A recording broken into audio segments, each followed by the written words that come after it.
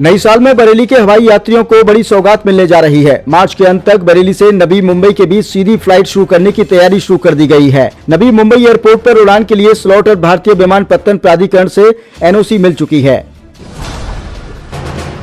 नए साल के जश्न को लेकर बरेली पुलिस अलर्ट मोड में है। एसएसपी अनुराग आर्य ने साफ चेतावनी दी है कि न्यू ईयर सेलिब्रेशन के नाम पर हुड़दंग, सड़क जाम, तेज रफ्तार या अनुशासनहीनता बर्दाश्त नहीं की जाएगी। नियम तोड़ने वालों पर पुलिस सख्त कार्रवाई करेगी। भीड़ और आयोजनों को देखते हुए 31 दिसंबर और 1 जनवरी को शहर में ट्रैफिक डाइवर्ट लागू किया गया है।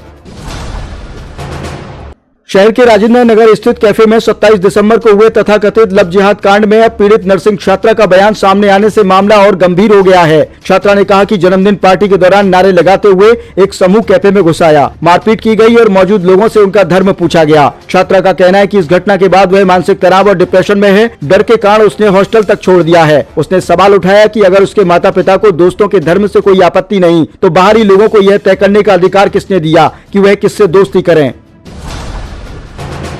बरेली के बारादरी थाना क्षेत्र के एजाज नगर गोटिया में मंगलवार सुबह उस वक्त अफरा तफरी मच गई जब नूरी मस्जिद के पास स्थित 2 मंजिला फर्नीचर कारखाने में अचानक भीषण आग लग गई। सुबह करीब 10 बजे उठे धुएं ने देखते ही देखते विकराल रूप ले लिया और ऊंची लपटों व काले धुएं से पूरा इलाका दहल उठा। आग लगने से शुरुआती अनुमान में 50 से 70 लाख रुपए के नुकसान की आशंका जताई जा रही है। पूर्वोत्तर रेलवे के इज्जत नगर मंडल ने टनकपुर अछनेरा टनकपुर विशेष ट्रेन की अवधि बढ़ा दी है। यह ट्रेन अब 1 जनवरी से 27 फरवरी 2026 तक सप्ताह में 5 दिन यानी सोमवार, मंगलवार, गुरुवार, शुक्रवार, रविवार को चलेगी। टनकपुर से यह ट्रेन सुबह 4:10 पर रवाना होकर खटीमा, पीलीभीत, भोजीपुरा, इज्जत नगर, बरेली सिटी, बरेली जंक्शन, बदायूं, उझानी, कासगंज, हाथरस और मथुरा होते हुए दोपहर 12:20 पर अछनेरा पहुंचेगी। जबकि वापसी में अछनेरा से दोपहर 3:30 बजे चलकर रात 11:45 बजे टनकपुर पहुंचेगी। उत्तर प्रदेश में पड़ रही भीषण शीतलहर को देखते हुए मुख्यमंत्री योगी आदित्यनाथ ने अधिकारियों को अलर्ट मोड में रहने के निर्देश दिए हैं। मुख्यमंत्री ने कहा कि राज्य सरकार हर गरीब और जरूरतमंद को ठंड से बचाने के लिए पूरी तरह प्रतिबद्ध है और किसी को भी दिक्कत न हो इसके लिए संवेदनशीलता के साथ काम किया जा रहा है।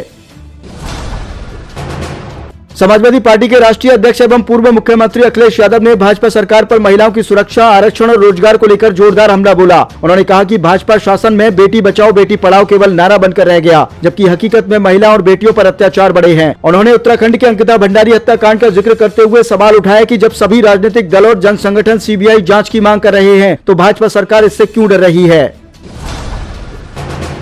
जमीयत उलमा-ए हिंद के राष्ट्रीय अध्यक्ष मौलाना अरशद मदनी ने बांग्लादेश में हुई हिंसा की कड़ी निंदा करते हुए भारत में बढ़ती मॉब लिंचिंग और धार्मिक उग्रवाद पर सरकार की चुप्पी को लेकर तीखा सवाल उठाया। सोशल मीडिया प्लेटफॉर्म एक्स पर उन्होंने पोस्ट करते हुए कहा कि बांग्लादेश में हिंदुओं की हत्या पर सरकार और मीडिया मुखर है, लेकिन जब देश के भीतर मुसलमानों, दलितों और ईसाइयों को निशाना बनाया जाता है तब वही संवेदनशीलता क्यों नहीं दिखाई जाती। उत्तर पूर्वी दिल्ली में अपराधियों के हौसले इस कदर बुलंद हो गए कि दिन दहाड़े महज आधे घंटे के भीतर एक ही गैंग ने 3 वारदातों को अंजाम दे डाला। जाफराबाद के ब्रह्मापुरी रोड इलाके पर बदमाश दुकान पर पहुंचे, पिस्टल तानी और लूटपाट कर मौके से फरार हो गए। पूरी घटना सीसीटीवी कैमरे में कैद हो गई, जिसका वीडियो अब सोशल मीडिया पर तेजी से वायरल हो रहा है। उत्तर प्रदेश में वोटर लिस्ट के विशेष गहन पुनरीक्षण की समय सीमा में बदलाव किया गया है। अब ड्राफ्ट वोटर लिस्ट 31 दिसंबर की बजाय 6 जनवरी 2026 को प्रकाशित होगी। यूपी के मुख्य निर्वाचन अधिकारी नवदीप रुणवा के अनुसार दावे और आपत्तियां 6 जनवरी से 6 फरवरी 2026 तक ली जाएंगी, जबकि 6 जनवरी से 27 फरवरी तक नोटिस चरण में उसका निस्तारण किया जाएगा और पूरी प्रक्रिया के बाद 6 मार्च 2026 को फाइनल वोटर लिस्ट जारी होगी। गौरतलब है कि 26 दिसंबर को SIR का काम पूरा हो चुका है, जिसके बाद प्रदेश में करीब 2 करोड़ 89 लाख मतदाताओं के नाम वोटर लिस्ट से हटाए गए हैं।